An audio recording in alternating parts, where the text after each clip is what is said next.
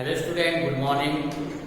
Today I start the class 11 crop production में बेटा सबसे पहले हमने देखा था टाइप्स ऑफ फार्मिंग यानी खेती के प्रकार। इससे पहले वाले वीडियोस में हमने देखा था कुछ क्वेश्चंस दिए थे, वो क्वेश्चन आपको हल करने थे और उसके देन आफ्टर इस वीडियोस को कंटिन्यू करने के लिए हमने फिर से खेती के प्रकार। खेती के प्रकार में हमने मुख्यतः 6 प्रकार की खेती के प्रकार देखे थे।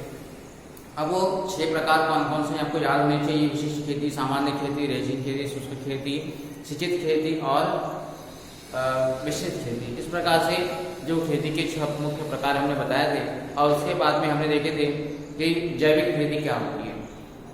और आज का हमारा टॉपिक है जैविक खेती के सिद्धांत। जैविक खेती के कौन कौन से सिद्धांत होते हैं, जैविक खेती का महत्व, जैविक खेती का क्या महत्व होता है और मिश्रित खेती के लाभ, मिश्रित खेती से कौन कौन से लाभ होते हैं। तो हर खेती प्रणाली का अपना एक विस्तृत स्वरूप है। आज हम पढ़ेंगे जैविक खेती के सिद्धांत। ठीक है, थोड़ा ध्यान से इस वीडियोस को देखिएगा ताकि आपके सारी चीजें समझ में आए। तो बच्चों, जो जैविक खेती के सिद्धांत है उसमें प्रमुख सिद्धांत है उच्च गुणवत्ता वाले भोज्य पदार्थों का उत्पादन करना। जो उच्च गुणवत्ता वाले भोज्य पदार्थ थे उनका पहला था उत्पादन करना।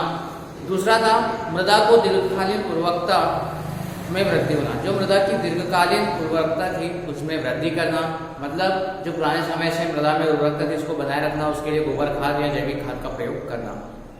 दूसरा उद्देश्य उत्पादन लागत को कम करने के लिए कृषकों को अधिकतम लाभ पहुंचाना, मतलब उत्पादन जो लागत है उसको कम करना, जो लागत लग रही है उसको कम करना और उत्पादन अधिक यानी लाभ अधिक पहुंचाना है। इस पर जो था जैविक खेती का सिद्धांत प्रचलन था।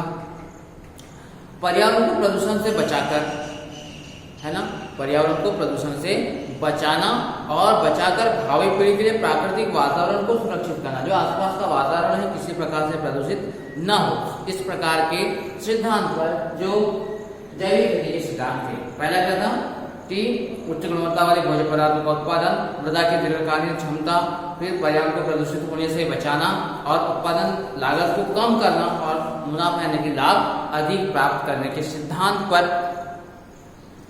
पर जो थी वो कृषि प्रणाली आधारित थी। तो हमने देखा कि जैविक खेती के कौन कौन से सिद्धांत थे।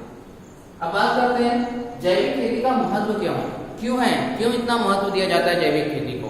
तो जो जैविक खेती थी उसका कुछ महत्व इस प्रकार से है कि पर्यावरण प्रवेश में जो जैविक खेती है उसके उत्पादन को बढ़ाने और लागत को कम करने के लिए किसानों ने जैविक कृषि प्रणाली को विस्तारित रूप से तैयार करना शुरू किया।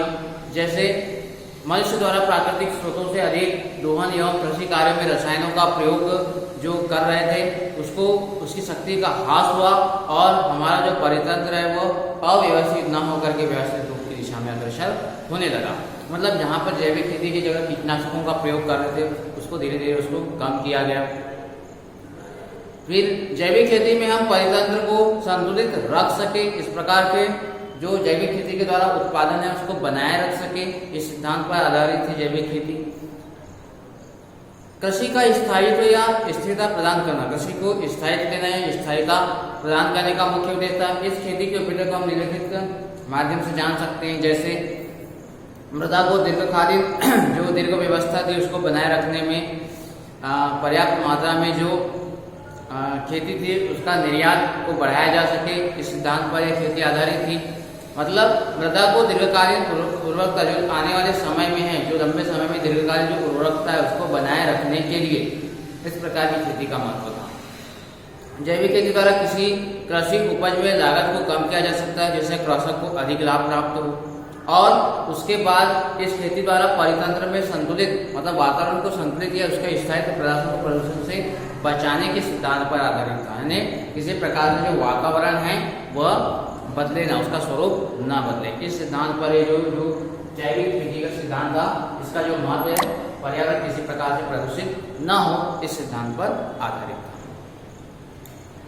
तो हमने देखा बच्चों यहाँ पर जैविक खेती के महत्व को। तो बच्चों हमने देखा अभी जैविक खेती का महत्व। अब बात करते हैं मिश्रित खेती के लाभ। अब मिश्रित फसल बोने से मतलब किसी खेत में 2-3 प्रकार की फसल को बोने से प्रकार का लाभ होता है। तो यहाँ पे बात करते हैं अपन मिश्रित खेती के लाभ। खेती के मिश्रित प्रकार में किस प्रकार से खेती का लाभ होता है। तो मिश्रित खेती में किसानों को अधिक आय प्राप्त होती है। मतलब अगर किसी प्रकार से हम खेतों में 1 से 2 प्रकार की फसलों को यदि बो रहे हैं तो जनरली किसानों को क्या होगा, अधिक मुनाफा प्राप्त होगा।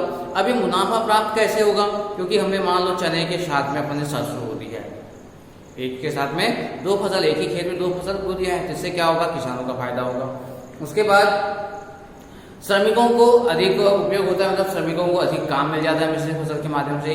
परिवार के सभी सदस्य को रोजगार मिल जाता है और रोजगार के साथ साथ में जो उत्पादन वो अधिक हमें प्राप्त होता है। भूमि की पूरी तरह से उपयोग हो जाता है। मिश्रित फसल बोले से जो खेत है भूमि का पूरा उपयोग अपन ले लेते हैं। अधिक आय प्राप्त होने से कृषक का जो सामाजिक स्तर है वो उठने लगता है। मतलब वह अपने घरों में, आसपास में, चाहे वो पशुओं से हो या फिर अपने आसपास के मोहल्ले पड़ोस में या उसके साथ में जुड़े हुए जितने भी लोग हैं वो उससे मतलब लाभ प्राप्त करते हैं। तो इस प्रकार से जो आपकी मिश्रित खेती है उससे हमें अधिक लाभ होते हैं। जो मुख्य प्रकार से हमने 4 लाभों को देखा। इसके बाद आगे की वीडियोज में पढ़ेंगे कुछ important topics. Okay, thank you, have a nice day.